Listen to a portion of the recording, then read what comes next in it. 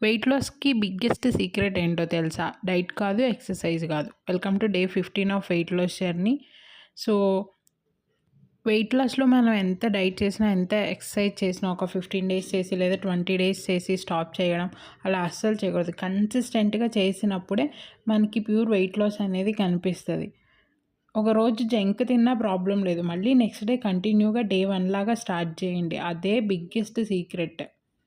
ఎందుకంటే ఇది నేను ఎక్స్‌పీరియన్స్ చేశాను కాబట్టి చెప్తున్నాను. ఒక 2 మంత్స్ కంటిన్యూయస్‌గా నేను డైట్, ఎక్సర్సైజ్ చేశాను. సో, వెయిట్ లాస్ చూసాను. బట్ తర్వాత నేను 1 మంత్ బ్రేక్ ఇచ్చాను.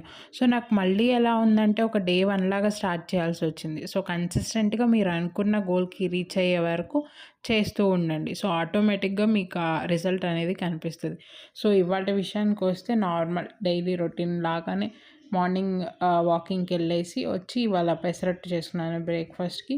సో, ఇవాళ లంచ్‌లోకి పన్నీరు, కీరా, ఇవాళ నేను మిల్లెట్ రైస్ తీసుకున్నాను అండ్ చికెను, దొండకాయ ఫ్రై తీసుకున్నాను.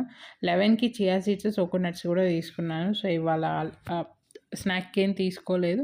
సో, నైట్ డైరెక్ట్‌గా చపాతీ విత్ ఎగ్ కర్రీ తీసుకున్నాను. సో, ఎగ్ అనేది మంచి ప్రోటీన్ సోర్సు. సో, అది ప్రతి మీల్‌లో ఇంక్లూడ్ చేసుకోండి. మంచిగా ఉంటది. So, same time 3 litres water. That's it for the day.